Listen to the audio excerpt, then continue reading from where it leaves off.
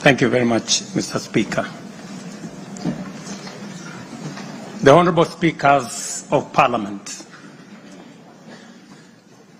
the Honourable Members, distinguished ladies and gentlemen, I'm honoured to address you today in the fulfilment of the mandate vested in me under Article 1321C of the Constitution to report to you and to the people of Kenya on the measures we have taken and the progress we have made in realizing our national values and principles of governance, and to submit to you, honourable members, the progress made in fulfilling our international obligations.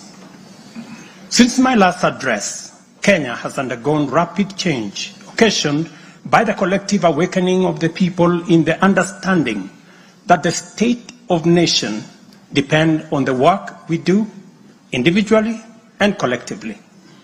This realization extends not only to what we choose to undertake, but also to how we go about securing careers, livelihoods, and contributing to the grand enterprise of nation building.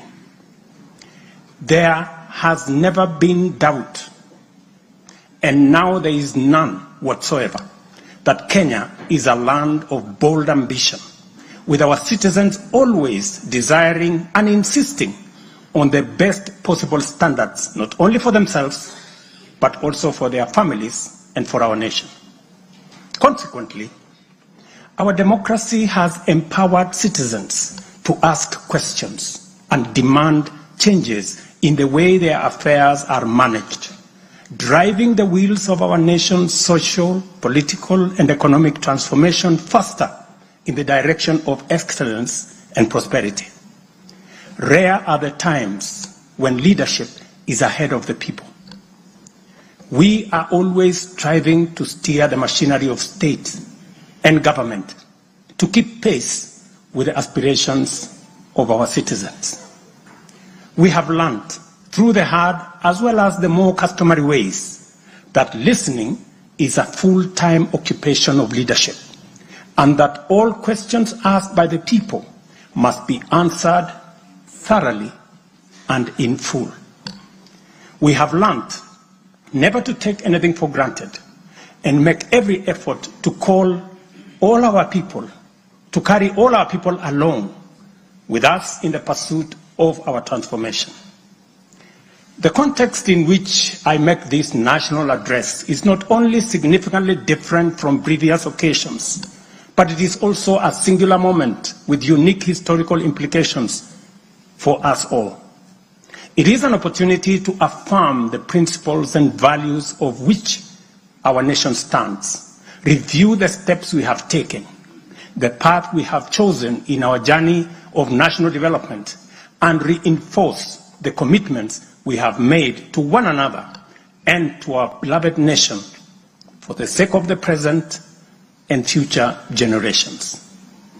I do not take this for granted, and with utmost respect and humility before this august assembly of the people's elected representatives, I desire to respond to the most pressing concerns that have been raised by Kenyans of all walks of life in recent months. To my understanding, the concerns and issues voiced by millions of Kenyans about the state of our nation deserve meaningful engagement, thorough understanding, and thoughtful response. There are discussions about whether leaders understand the pain, hardship, and struggles endured by countless citizens every day as they strive to make ends meet, and whether the government is doing anything about it.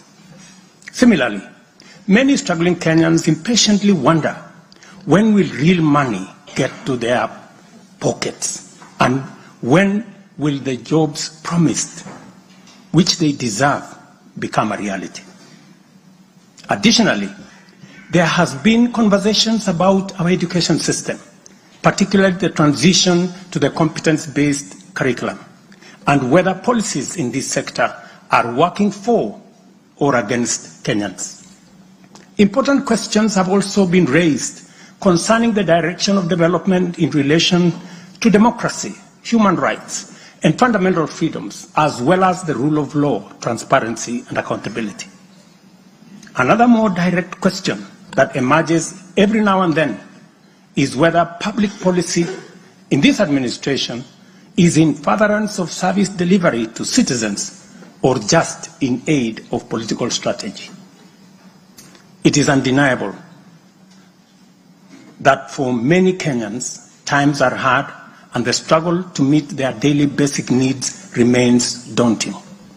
It is also true that these conditions have persisted for a number of years now, leading to much frustration and anxiety. Although we have gone a long way to mitigate some of these difficulties, much remains to be done, though we have laid a firm foundation for decisive intervention. I believe that it is critical for us to bear in mind that this administration was inaugurated at an extremely difficult time, characterized by domestic challenges, compounded by regional and global security, geopolitical, financial, as well as climate dynamics. As a result, in 2022, the country's total debt burden was not only immense, but it was also stacked up in the most burdensome manner, leaving very little room for investments in public service or development of critical infrastructure. The prices of basic food commodities soared as a result of a combination of prolonged drought, declining local productivity due to inadequate support, and disruptions in the global supply chain caused by the war in Europe. Kenya faced a crossroads of extremely difficult choices, where defaulting on our obligations would have significantly worsened an already perilous situation, and more borrowing was not an option. It was therefore essential for us to drastically reduce expenditure, mobilize as much as possible resources domestically, and curtail waste. As I informed the nation then, matters were going to get more difficult before they could get better. And we all had to tighten our belts and work hard under very unforgiving conditions. We have staked the fate of our ambitious bottom-up economic transformation agenda on easing the stress that the economy was in and the strain citizens underwent, while creating room for the implementation of our transformative interventions. Members, I give this background to underscore two very important facts. First, we haven't been watching helplessly and doing nothing as adversity took a toll on the economy and undermined the livelihoods and well-being of the people. On the contrary, we have been working tirelessly to steer the country away from the brink of unprecedented economic collapse and onto a more promising trajectory. The second point is that while we may not be where we would like to be, we are certainly not where we were 2.25 years ago. At the same time, the cost of living was substantially high, with prices of basic commodities beyond the reach of many households. Today, I'm proud to report that the macroeconomic indicators point to a positive turnaround and an upward trajectory. Allow me to highlight a few milestones that underscore this progress.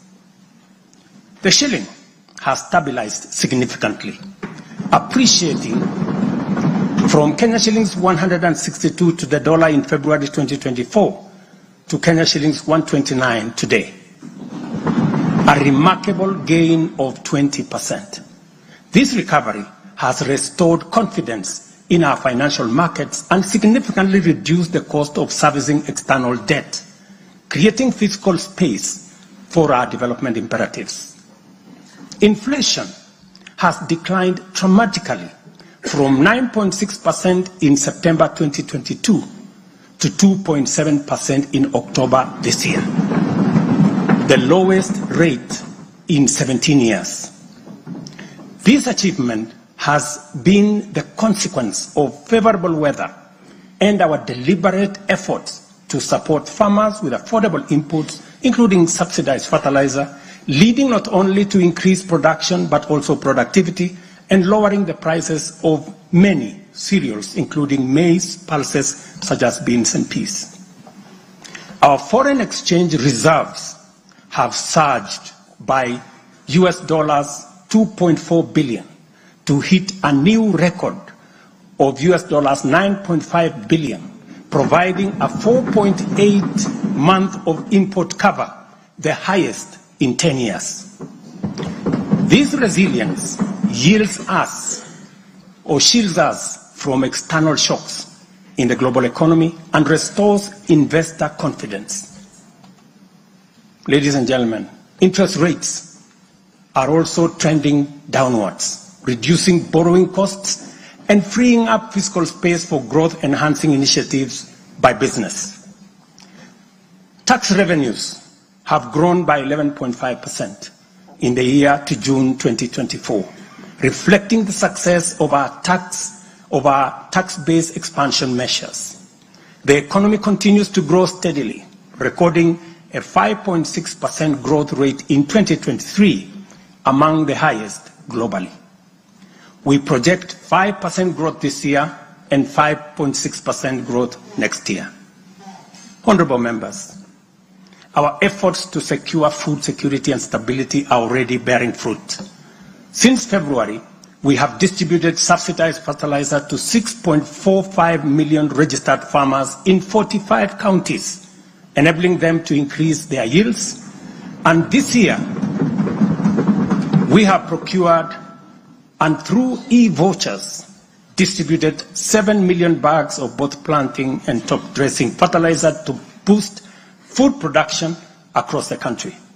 This intervention will see a projected increase in maize production, for example, to a record 74 million 90 kilogram bags. We have also concluded long-term agreements with 11 suppliers of assorted fertilizers so as to make this commodity available all year round. Fertilizer for the long rains season will be stocked in outlets nationwide, ensuring our farmers are ready to plant, grow, and produce. This forward momentum will not only increase our agricultural output, but also reduce our reliance on costly food imports, securing a more self-reliant and a more prosperous Kenya. This approach, rooted in my administration's policy to support production rather than subsidize consumption, has already made food more accessible, more affordable to many households. Today, Kenya boasts substantial national stocks. 47 million bags of 90 kilogram bags of maize are in our stores. 8.8 million bags of beans, 10.4 million bags of wheat, and 2.1 million bags of rice.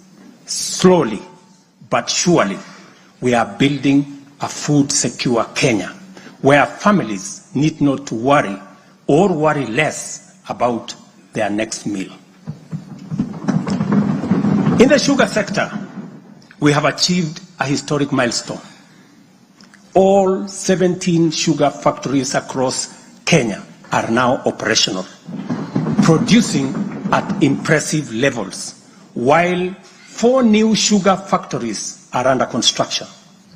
In July alone, domestic sugar production reached 84,000 metric tons, surpassing the national monthly consumption average of 40,000 metric tons.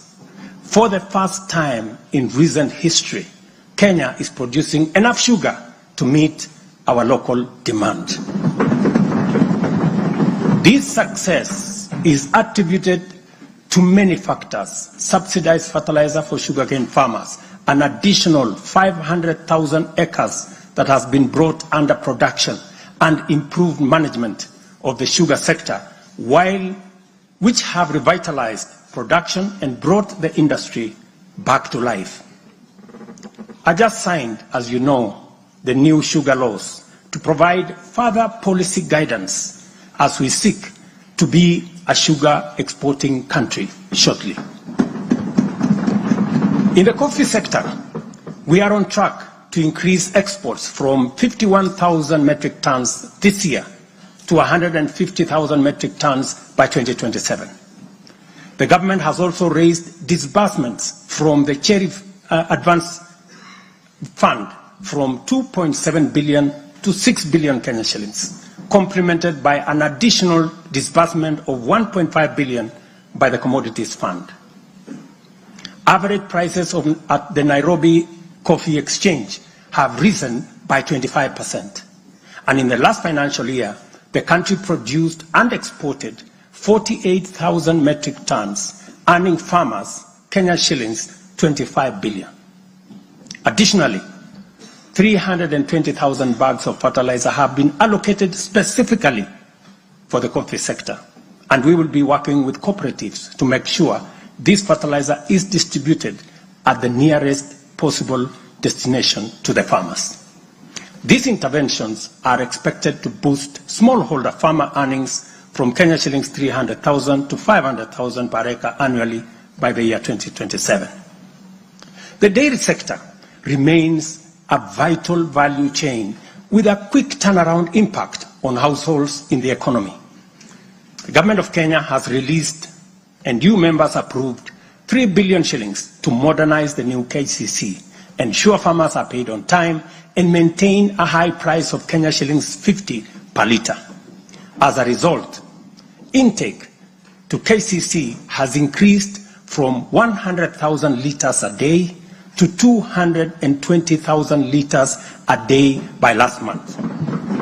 Other strategic interventions include the extension of duty-free imports for feed manufacturing raw materials, subsidized artificial insemination services, and the reduction of sexed semen costs from 7,000 to 2,900 through the Kenya Animal Genetic Resource Center.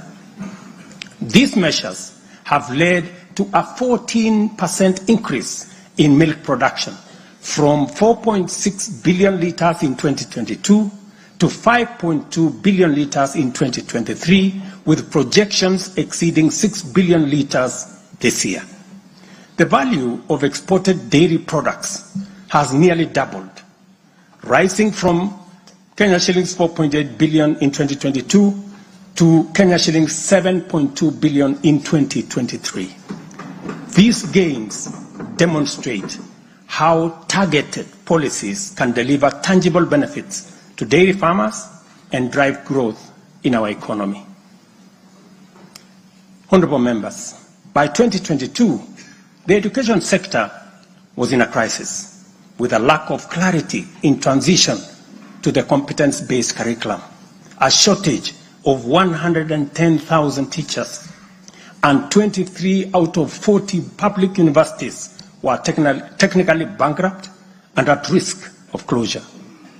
Among those facing severe challenges were huge institutions such as my own alma mater, University of Nairobi, Kenyatta University, Moi University, Egerton University, Maseno University, Masinde Muliro University. To address this issue in our education sector, we have already hired, as you know, members, 56,000 teachers and are in the process of recruiting another 20,000 by January next year. We have also ensured the seamless transition of learners from primary to junior secondary and domiciled grades 7, 8, and 9 in primary school, optimizing the use of existing infrastructure, ensuring the safety of young learners, and protecting parents from the high costs associated with boarding schools far away. Recognizing the financial challenges faced by our universities and TVETs, we introduced a new student-centered higher education funding model. This model gives priority to the most vulnerable students, offering them up to 95% government support, while also pulling our universities back from the brink of collapse. The remaining challenges for a few universities, like Moi University, are related to internal administrative and governance issues, which I have given firm instructions that they should be addressed. To further enhance access to higher education, we launched the Open University of Kenya, and this House approved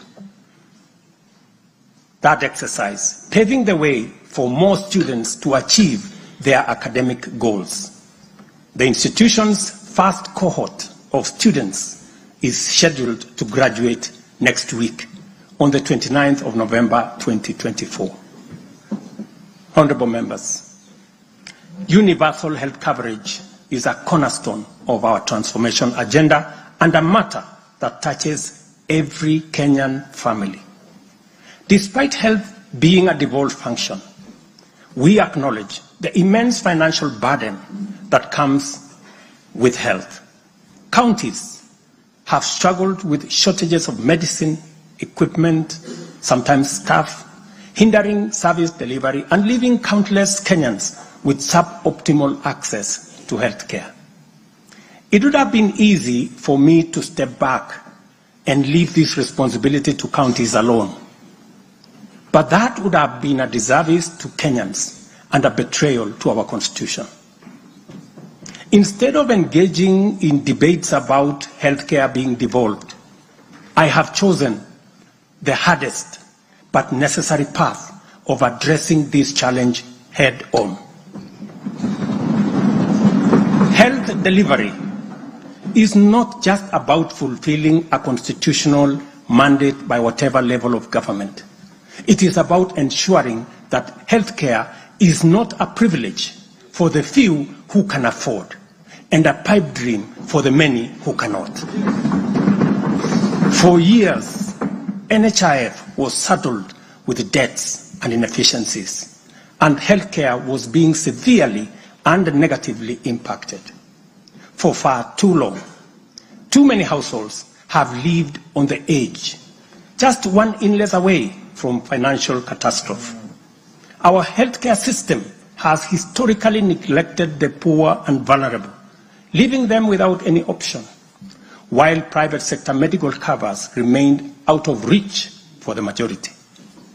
This is precisely what we will correct through the provision of universal health coverage. This agenda is not just about a promise.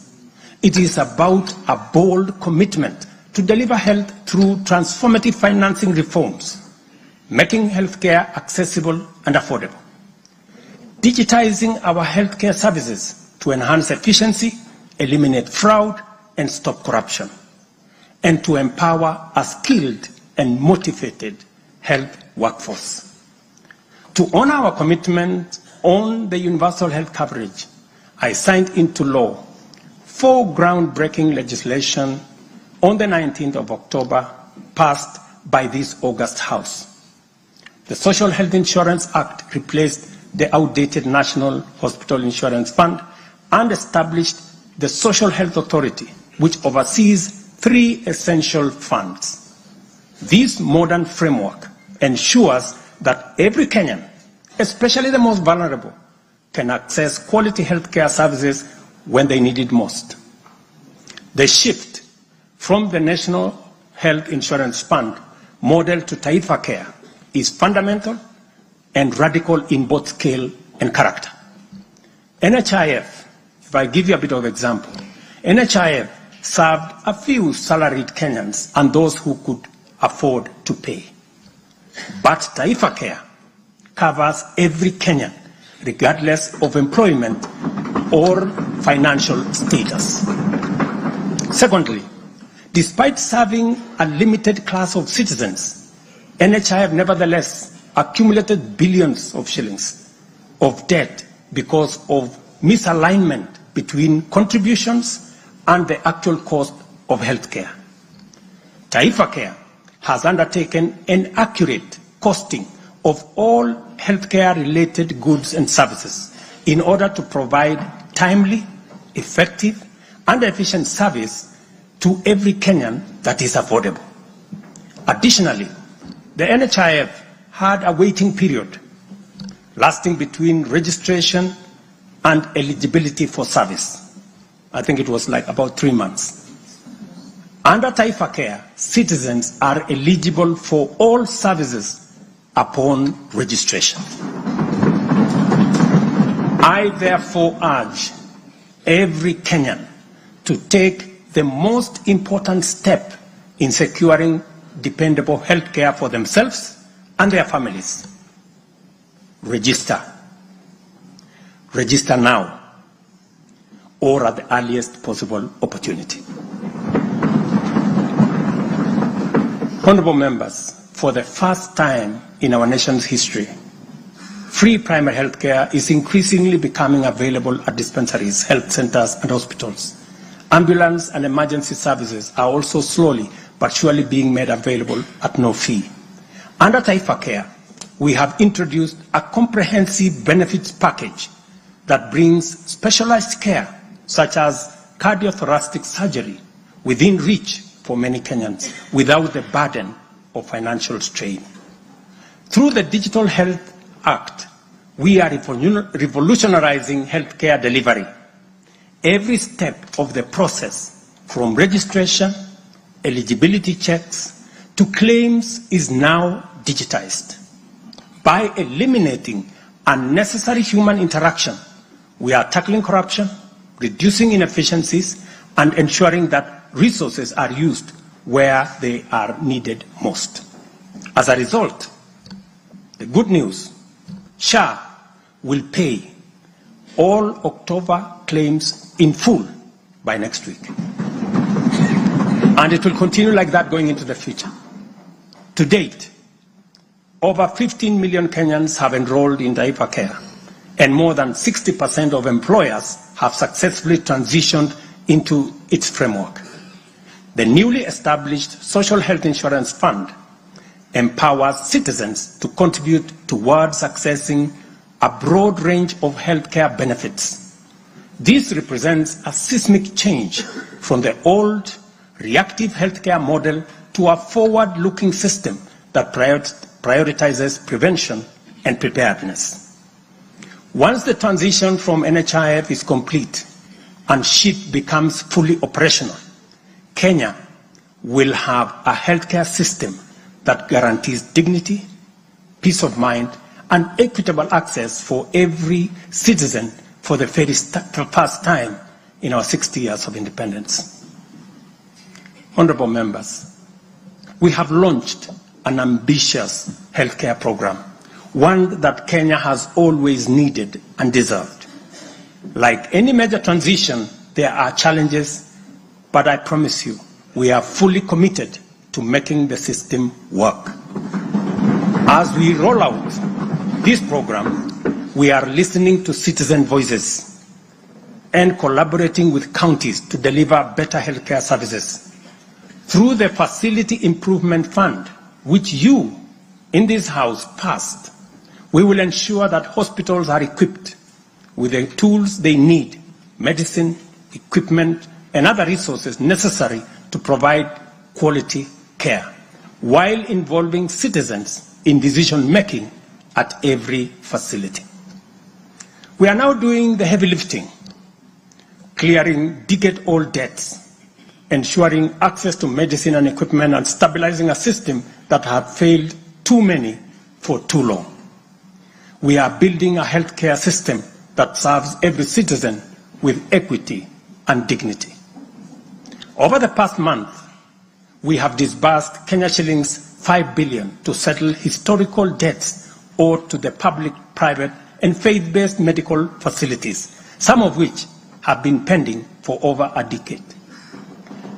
Another 3.7 billion will be disbursed tomorrow.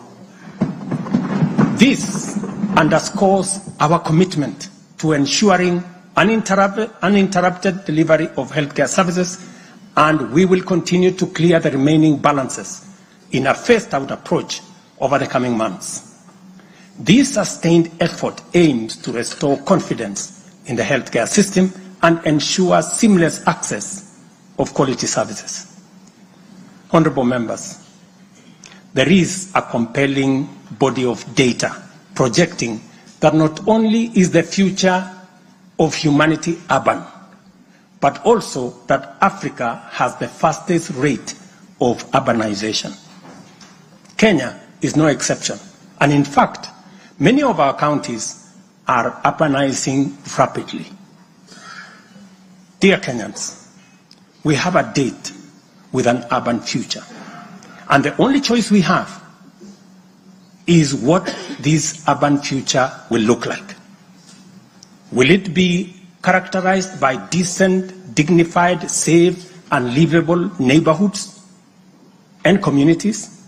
Or will it be haphazard, unsanitary, unsafe slum dwellings? This is the fundamental question that our affordable housing plan seeks to answer. Kenya has a serious housing deficit, and the cost of housing is beyond the reach of the majority. While the social and economic efforts of this shortage are far-reaching, rent as a component of the cost of living is unsustainable. People are forced to choose between enduring long, punishing commutes to faraway homes or taking up less desirable spaces within reach. Supplying the number of units required to fill the affordable housing gap requires us to undertake construction throughout the country at the rate of 200,000 new housing units every year for 10 years. Many people have asked why they should be interested in affordable housing project in rural areas. If you look around, you will witness the signs of our urban future. Land sizes are becoming smaller as the population grows in rural agricultural areas. To protect agriculture and food security from the effects of uncontrolled land fragmentation, urbanization must be planned and must be controlled. And the affordable housing program is therefore a vital component of integrated land use planning and development program that we are implementing throughout the country and in every county. Each unit of housing drives demand for different types of labor, professional services, and materials, bringing laborers, masons, bricklayers, artisans, electricians, and carpenters, as well as architects, engineers, and quantity surveyors, lawyers, real estate economists into the equation. Affordable housing is also a major opportunity for manufacturers, developers, and other industries. In other words, the economic boost from housing pillar of our bottom-up economic transformation agenda is significant and undeniably much needed. As we speak, affordable housing now directly accounts for 164,000 new jobs created over the past 1 year. Honorable members, today marks a significant milestone in our journey towards providing decent and affordable housing for all. After 2 years of hard work under the Affordable Housing Program, I am proud to announce, and you have seen it in the newspapers, the launch of the sale of the first 4,888 housing units, now in completion, across 21 social housing projects. These units, comprising studios, 1-bedroom, 2-bedroom, and 3-bedroom homes, are tailored to meet the needs of our people, offering 1,041 social housing units, 2,133 affordable housing units, and 1,714 affordable middle-class housing units in 24 counties. I invite every Kenyan above the age of 18 to join this historic journey towards home ownership. Guided by our principle of fairness, one ID, one house, every eligible Kenyan is encouraged to express interest, visit these developments, view the show houses, and engage with on-site staff who are already too willing to assist. The allocation process will be transparent and equitable, ensuring that every qualified applicant has an equal opportunity to own a home. Honorable members, as part of the government's endeavor to build a nation grounded in intergenerational equity, opportunities, and empowerment for all Kenyans, we have made significant strides in implementing another key pillar of our manifesto, labor migration. This initiative seeks to harness Kenya's abundant human capital by creating meaningful job opportunities abroad, empowering our citizens, and positioning Kenyan talent on the global stage. Since July 2023, we have successfully facilitated employment of 105,367 Kenyans across multiple countries in a wide range of jobs. These opportunities span professional, semi-skilled, skilled, and unskilled sectors, including positions for nurses, teachers, and chefs. The National Employment Authority, the lead agency driving our ambitious initiative to create jobs opportunities for qualified Kenyans locally and internationally, currently has a role of 560,000 job openings worldwide. I have encouraged many members to participate in this space.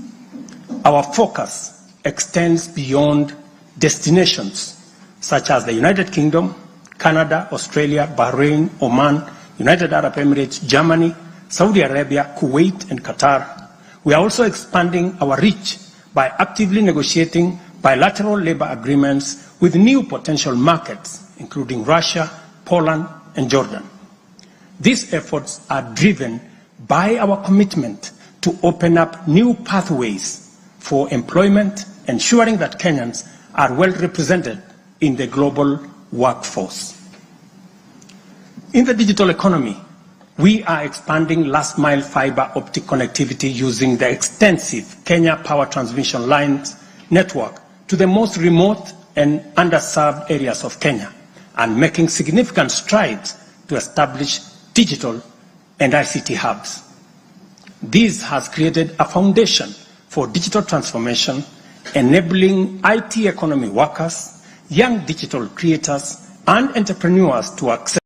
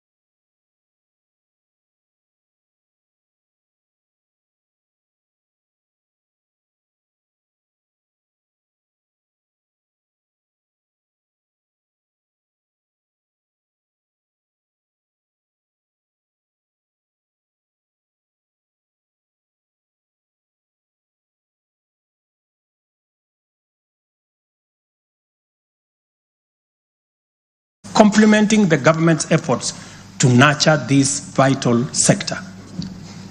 On financial inclusion, we have made remarkable progress through the Hustler Fund. To date, this innovative initiative has disbursed Kenya shillings 60 billion, benefiting 24.6 million Kenyans and mobilized over 3.3 billion in savings. The fund maintains a repeat customer base of 8.5 million beneficiaries with a repayment rate of 79%. To mark the fund's second anniversary, we have taken a bold step by launching a third product specifically tailored for small and medium enterprises. This new initiative will initially target 2 million beneficiaries who have demonstrated a strong credit history with the fund. By so doing, we aim to create a pathway for these entrepreneurs to transition into the formal banking system, thereby deepening financial inclusion and strengthening the SME sector.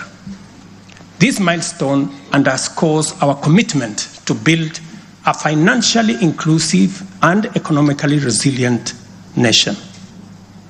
The progress we have made has been possible only because the people of Kenya have been courageous, strong, determined, and patriotic. It has also been enabled by a number of early interventions under our bottom-up economic transformation agenda, and at the same time created space for us to implement the agenda in full. As we proceed with implementation, we expect to quickly capitalize on the gains we have secured and invest resources in the economy with the emphasis on strategic pillars of our plan. As more projects get off the ground, more people get hired, liquidity levels improve, more money ends up in people's pockets. Honorable members, you know we are a democracy. Democracy is a founding principle and defining value of our nation. Democracy is hard-won, non-negotiable right and guarantees freedom that we are proud of and must always defend. Our national democratic culture expresses itself energetically through robust discourse, boldly speaking truth to power and holding leadership to account. It is a tradition of fearless expression and vigorous public participation. This is who we are, and there is nothing anyone can do about it.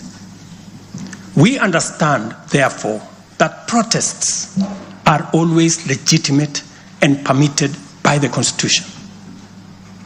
Protests are conducted by citizens who are peaceful and unarmed.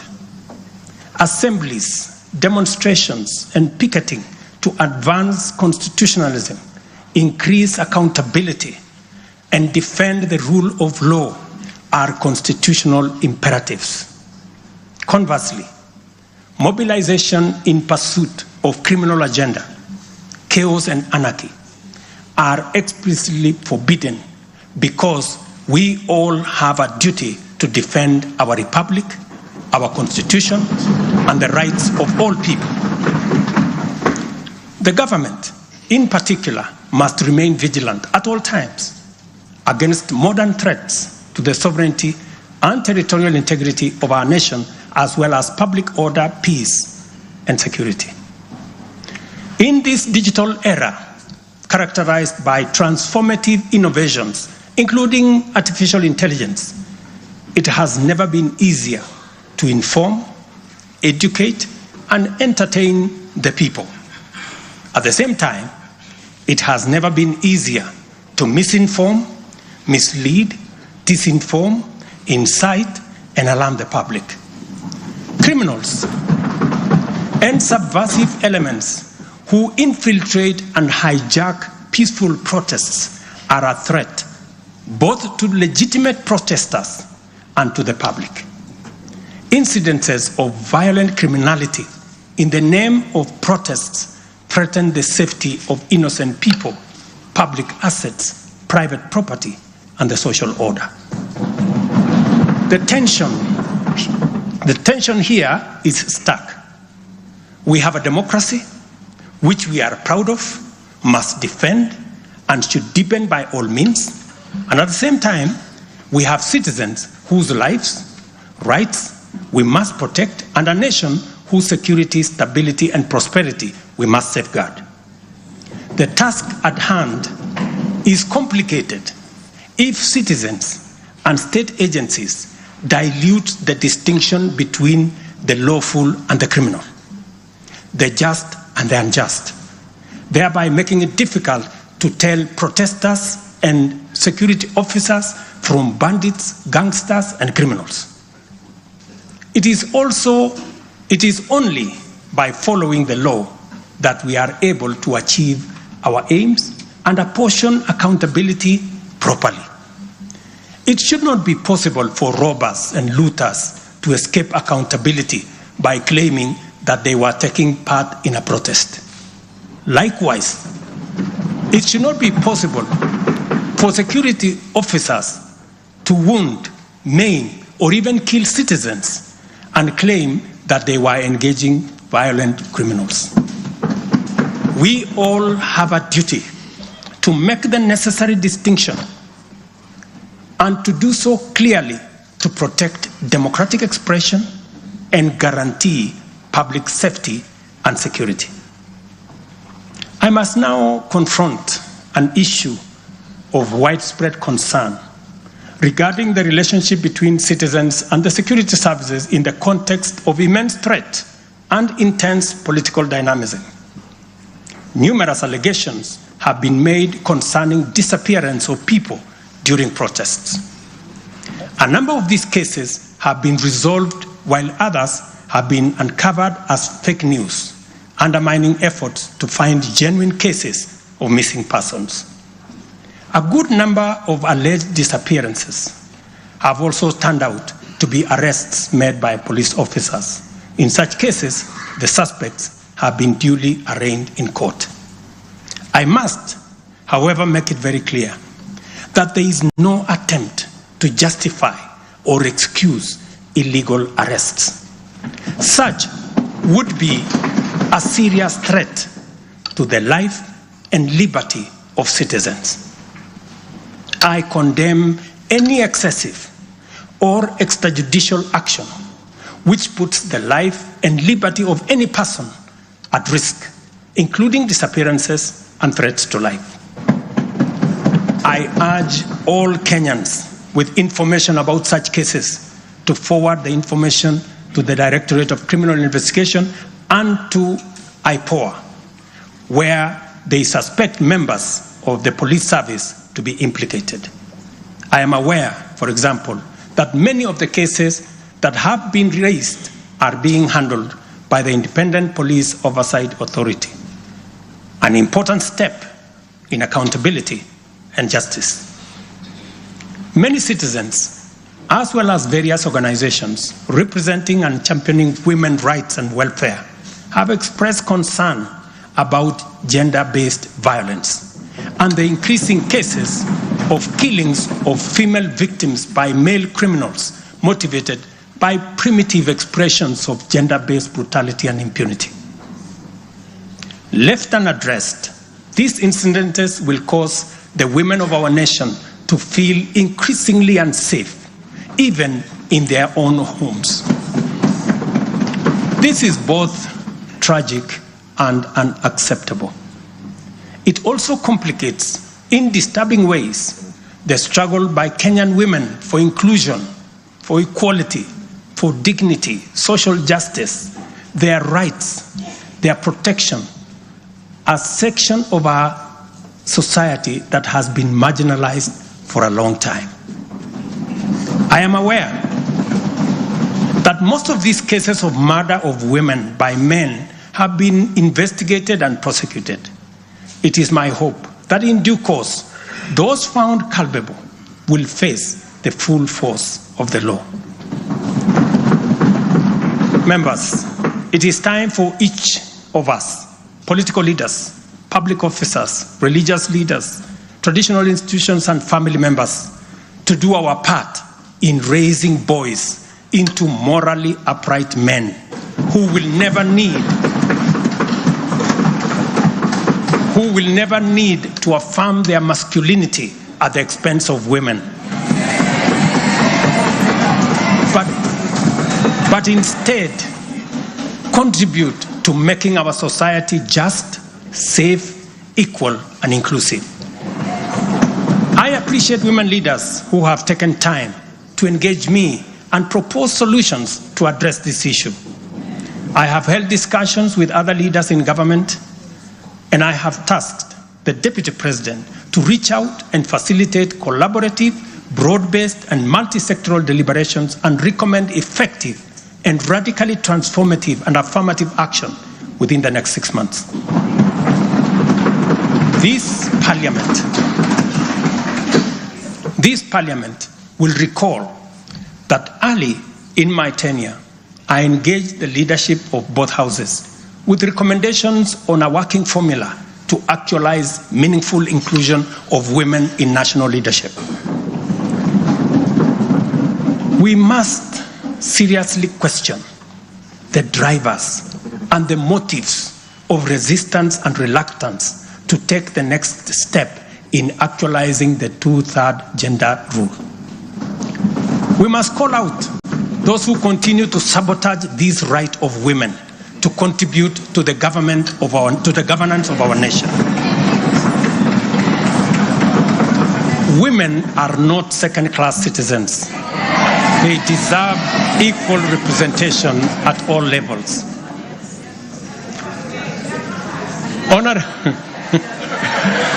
Honorable members,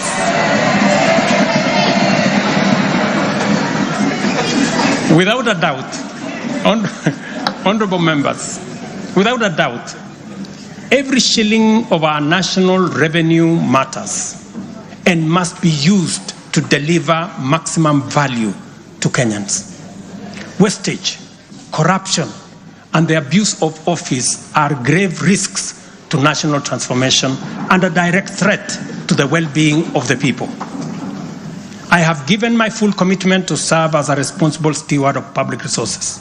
To begin with, I have championed the automation and digitization of government services and revenue collection to promote transparency, seal loopholes that lead to revenue losses, enhance accountability, and eliminate opportunities for corruption, therefore improving efficiency, transparency, and integrity.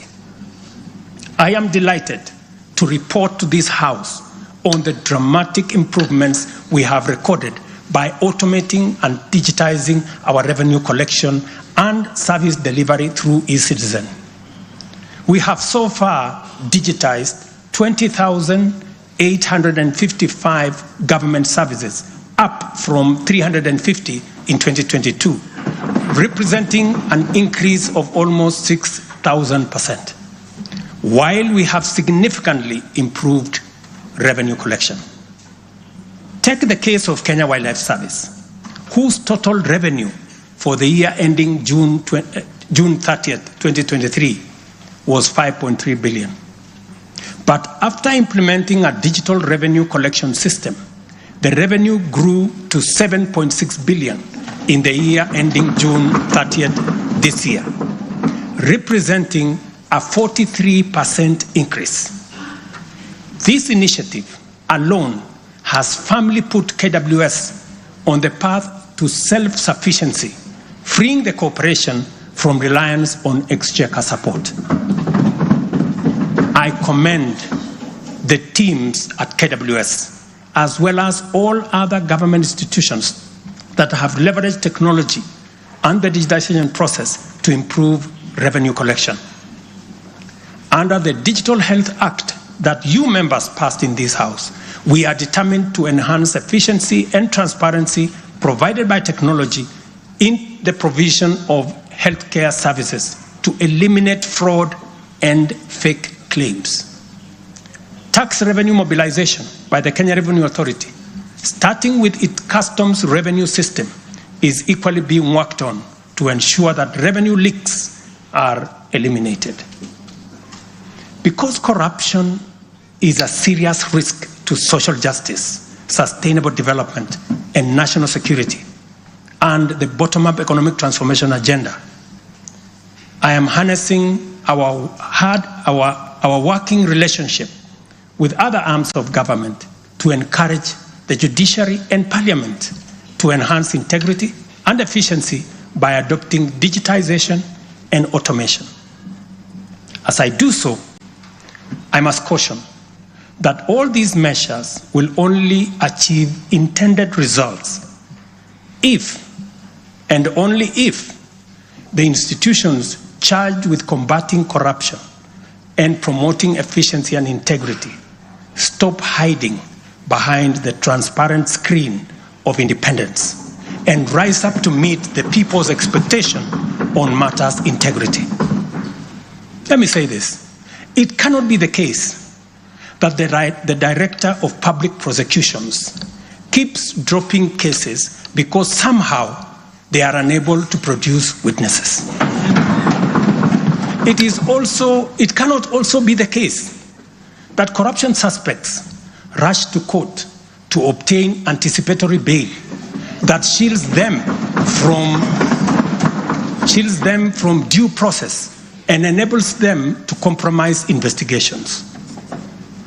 There is also no reason for corruption cases to drag in our courts for years, when the same courts are able to determine election petitions and related disputes within 6 months. Members, it is also unacceptable for the Houses of Parliament to deny the nation a much-needed instrument in the war against corruption by continuing to sabotage the passage of the Conflict of Interest Bill.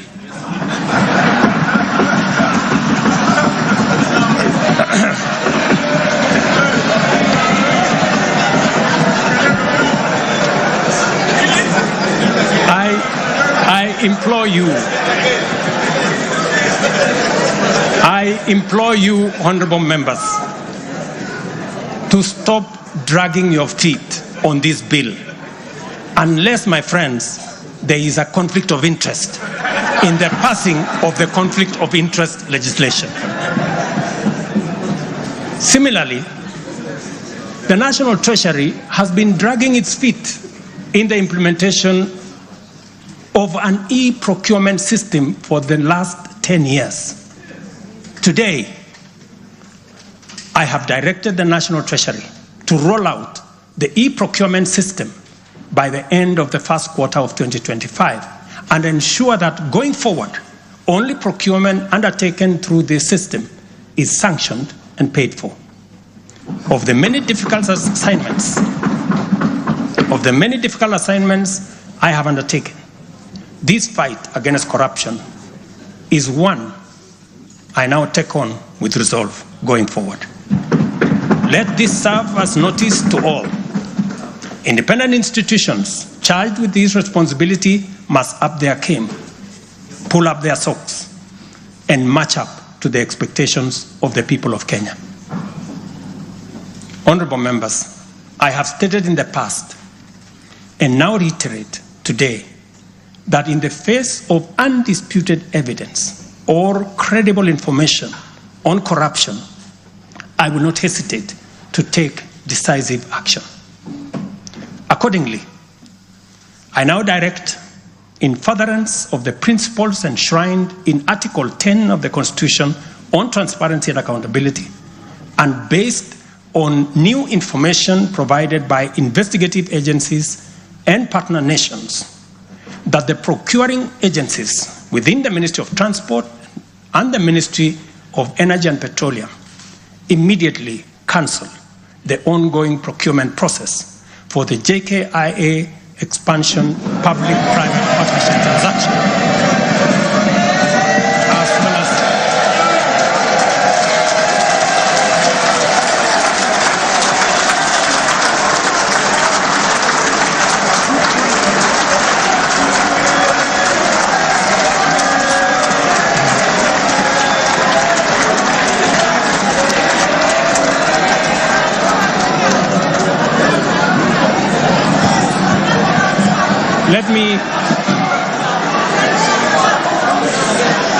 Let me repeat this for clarity.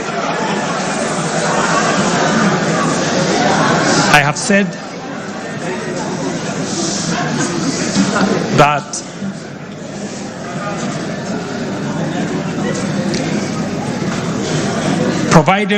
because of the information that has been provided to us by partner nations, I have directed agencies within the Ministry of Transport and the Ministry of Energy and Petroleum to immediately cancel the ongoing procurement process for JKI expansion public-private partnership transaction, as well as the recently concluded Ketrago transmission in public partnership.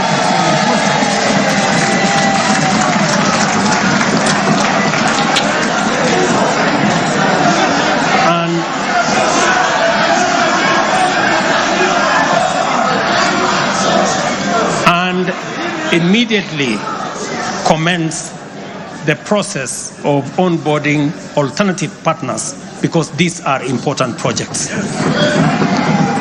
Honorable members, the work of taking our nation forward is our collective responsibility as citizens. For this reason, we value the contribution of all, whether they come in the form of support or encouragement, suggestion or proposal, criticism or protest. I believe that the most powerful component of leadership is listening and learning. Therefore, I engage with you and listen to all citizens, their elected leaders, public officers, administrators, teachers, and other professionals, learners and the youth, farmers, fisherfolk, pastoralists, traders, craftsmen, artisans, nurses, doctors, community health promoters, and workers across all types of sectors in every sector. I listen too to religious leaders, the civil society, industrialists, entrepreneurs, and professionals. Their contributions and everyone else's have my full attention and commitment to respond through positive, affirmative action that takes the national transformation endeavor forward. I commit to continue listening and acting, to engage, debate, deliberate with you, and to take your input into consideration in serving our nation. By design, the bottom-up economic transformation agenda is defined by its capacity to elicit feedback in the course of implementation and incorporate the same in making improvements and further progress. With every input from stakeholders, our ability to drive progress increases. By listening to you and to every Kenyan, I am able to serve this nation better. As we take part in this necessary discourse, I want to make one thing very clear. I'm fully invested in the success of the strategies, policies, programs, and projects under our plan.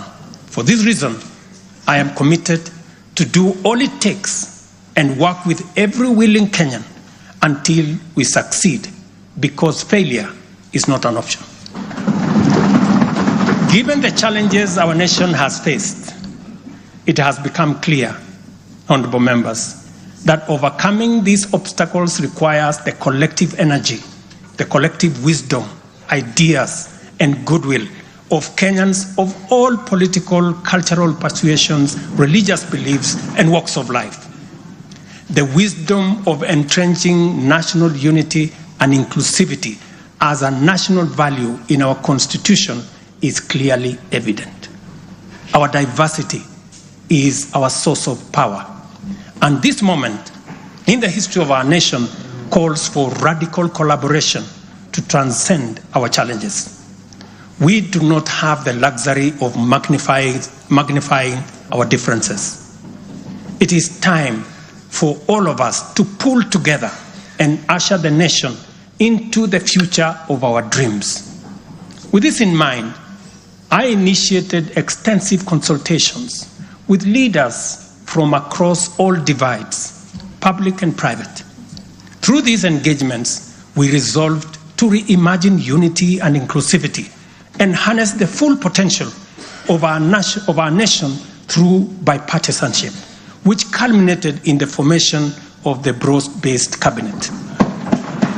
The imperative to accommodate the contribution of leaders across the aisle inspired us to constitute the broad-based government, a partnership based on shared purpose and premise on a commitment to bring our national values into action to turbocharge the implementation of the transformation of our nation.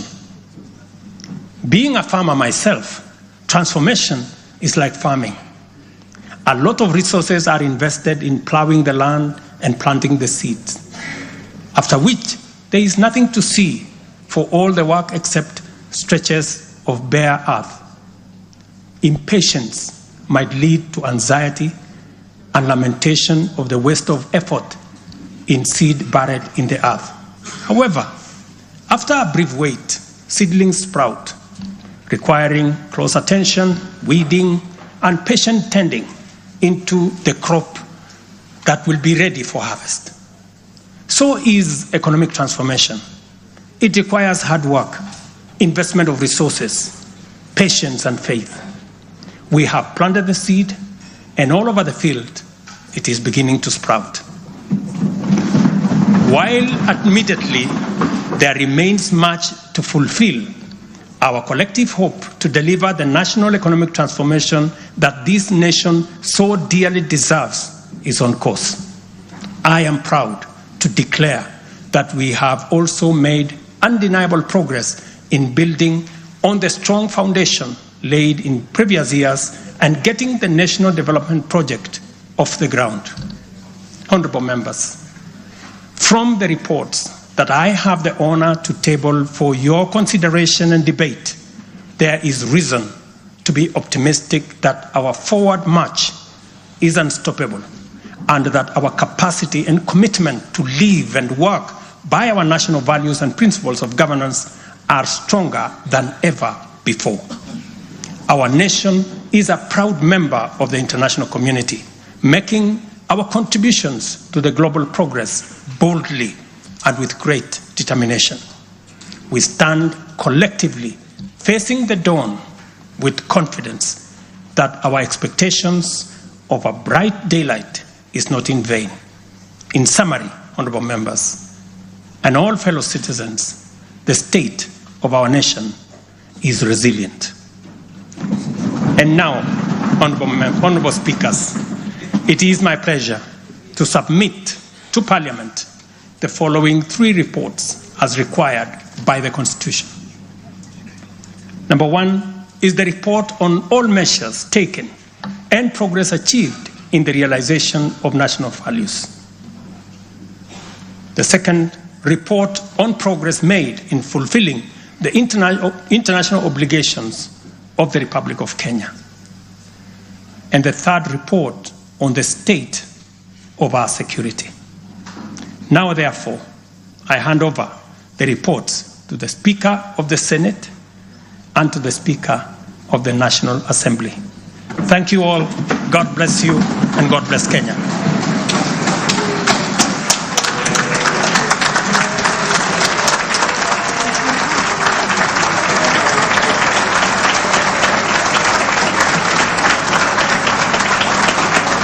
Well done.